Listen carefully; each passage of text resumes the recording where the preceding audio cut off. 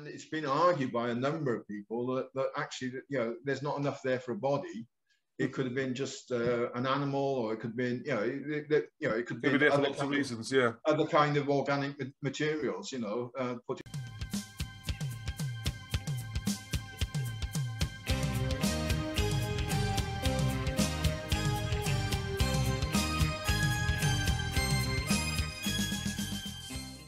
The reality of the Sutton Hoo helmet is, even if it wasn't quite as spectacular as the modern replica is, it was a very sophisticated piece of work, and everyone in the mainstream believes it was older than Sutton Hoo burial by 150 years. So that is actually taking us back beyond the Anglo-Saxon period, back into the period, you know, into the period of the Britons. Yes, yes. So yeah, who knows how far back? Yeah, well, yeah. Again, it could be farther back than that. I mean, the bits that survived are the gold bits, as we saw the collection of rusted metal. Yeah, who knows how old those bits of metal are? You know, you know, no one can really date, but you know, I don't think there's enough of that left to date accurately, you know, to find out what it is. Well, it's almost impossible to date those things, isn't it? So this is the ongoing problem, unfortunately. I mean, I'm quite prepared to look back, you know, 500 years before the Anglo-Saxon period. You may, you know, you may wish to push it back to what, probably the first migration period, don't you? It could be, yeah. I'd like to stay open to that.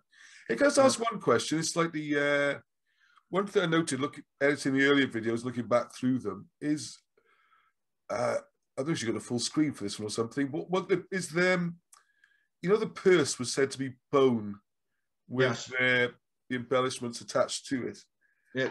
How much of that bone had survived?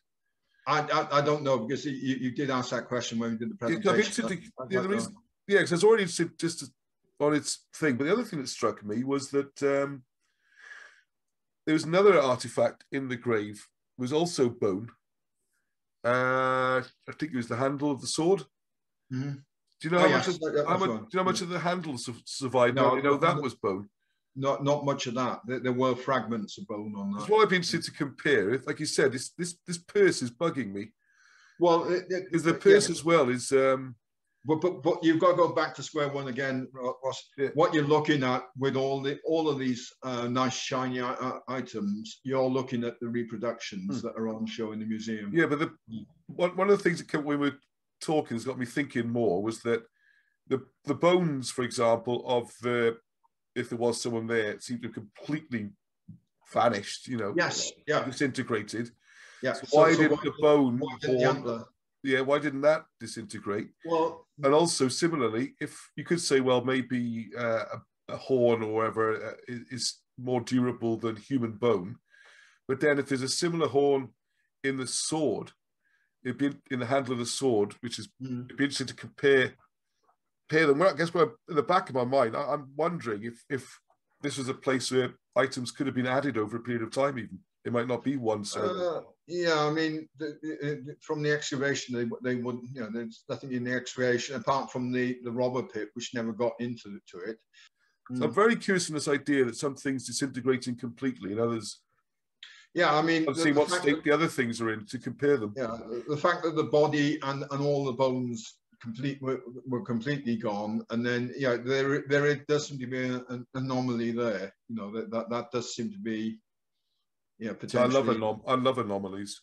Yeah, I mean, somehow someone needs to explain that. If the cow horns and there were horn on the sword and still remain, and someone would need to explain how that process happened. Then. Yeah, you'd think they have at least similar sort of decay, wouldn't you? Yeah. And also, and it will come into then. Everyone seems very certain that the site was never re-entered.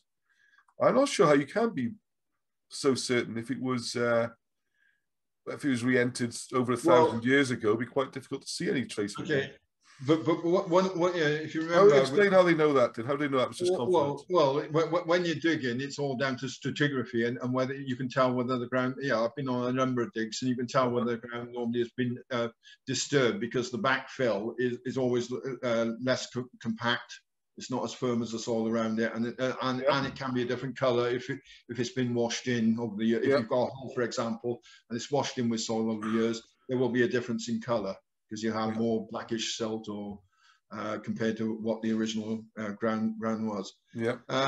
Yeah, I suppose, but for example, if you had, I'm just hypothesizing now, it's not theory, it's just if you had this a burial chamber or something that has been used for generations, maybe it's a venerated site for whatever reasons, and then the last person buried there, they dig it out, or it's not even filled at that point, maybe it's just a structure. Yeah. And then the last burial, they take away the structure, put a boat on it, fill it all in, and say that's it, we're never using this again. Yeah.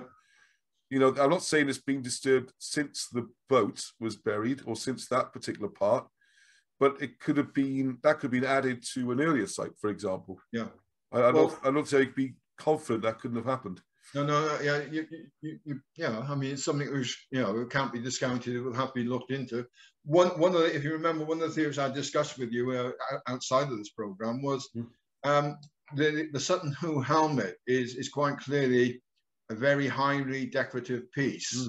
And would someone have actually gone into battle with that? I'm not certain that they would do. I think it's more like a high status thing you would wear. Yeah, I'm opening the latest supermarket in Anglo-Saxon supermarket, or, you know, we're receiving visitors from Sweden, as we do all the time. Maybe. I mean, and it would come out at that time. But one of the things that I've considered is because they believe it to be up to 100, 150 years earlier, was it just some kind of a death mask? You put a person into the tomb, you put the mask over his head, and you actually let the body decay. You let the body rot. And in that process, then all the relatives and all the tribe and all of it, you know, all the people in the kingdom can come and see their king. Now, and to give him the respect he deserves, you know, you don't see his face rotting away, so it's covered by this helmet. And then once the body has finally rotted away and it's gone to the bones, and you've given him his last rites, at that point, you remove the helmet and you take it back for safekeeping for the next king's burial. Like a sky burial, as they call them, where you're left open to the elements. But the helmet is there being used from generation to generation to preserve the king's, so the king's. Well, maybe the helmet's a slight decoy, and it could be a case of where, like you say, it's an ongoing funeral site. Yeah. Where it may be like we call a sky burial, where you're left open to the elements. And then at some point, then they decided, maybe because of the arrival of Christianity, say, right, we're not doing those pagan things anymore. Yeah. We're going to seal the whole thing up. We're going to bury it under soil. We're going to put a boat in there, whatever reasons.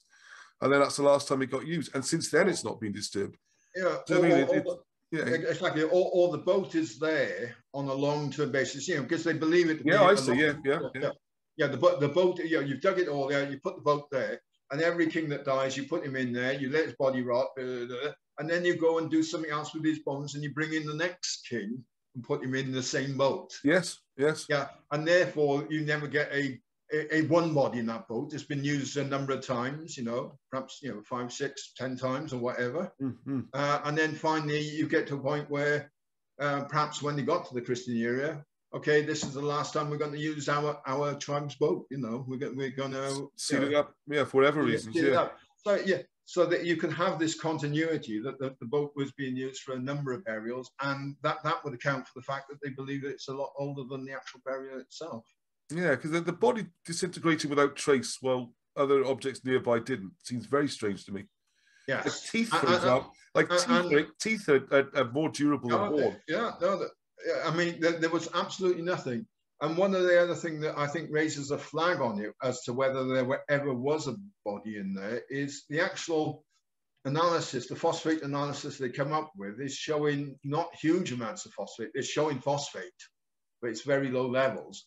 And it's been argued by a number of people that actually, you know, there's not enough there for a body.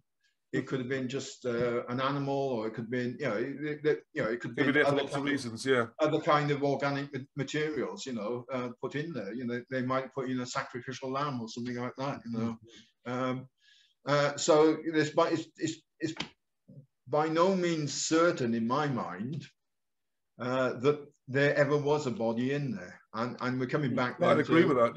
Yeah, it's going back full circle to what they thought right at the beginning, that it was a cenotaph.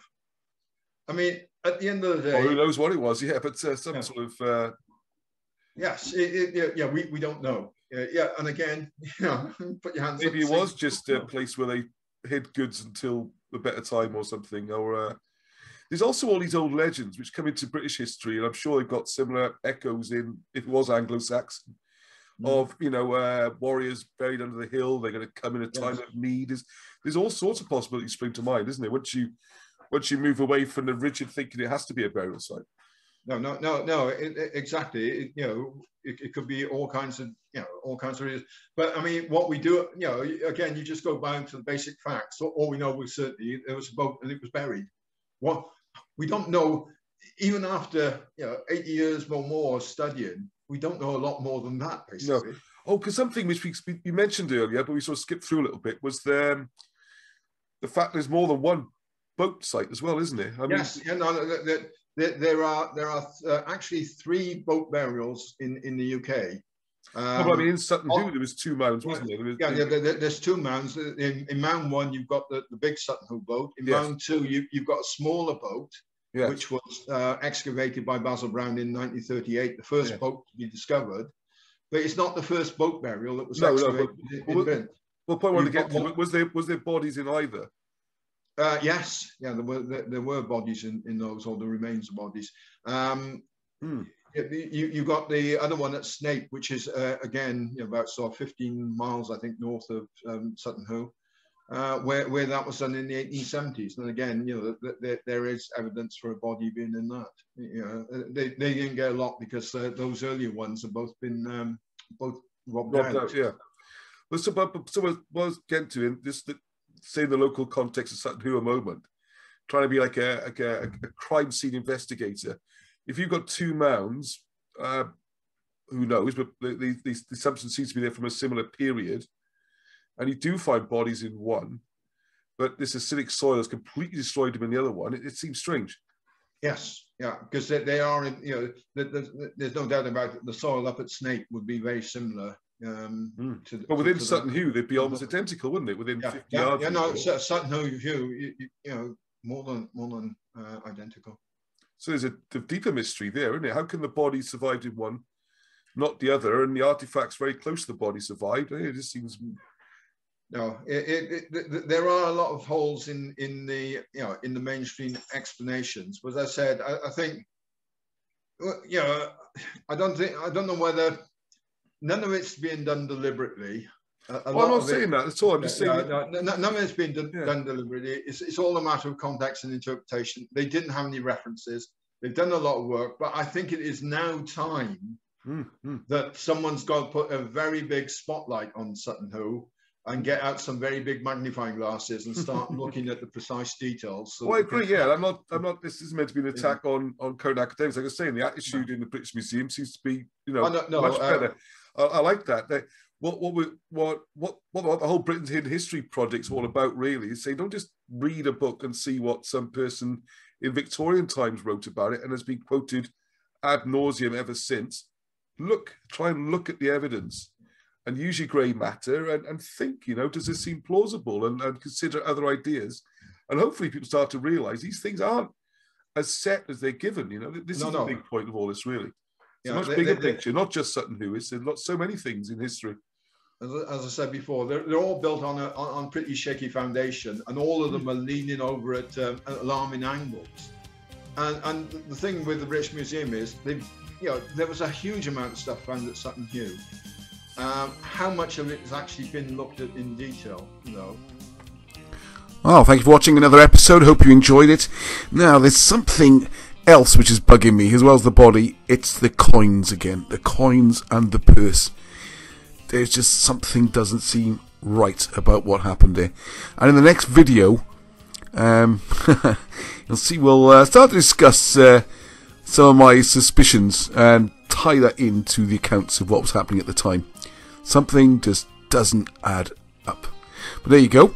Hope there's other things going on with the Britain's Hidden History project. We've got lots of other subjects like how to read hieroglyphics using the Welsh language, called Cymroglyphics. You can see on the screen, we go to various sites. We're looking at history really from ancient migrations to Britain, all the way up to, well, beyond this really, to sort of 7th, 8th century, looking at the Arthurian history and various other things. So I hope you can join us for the ride, and please feel free to become a patron. That would be great. Till the next time, heddwch.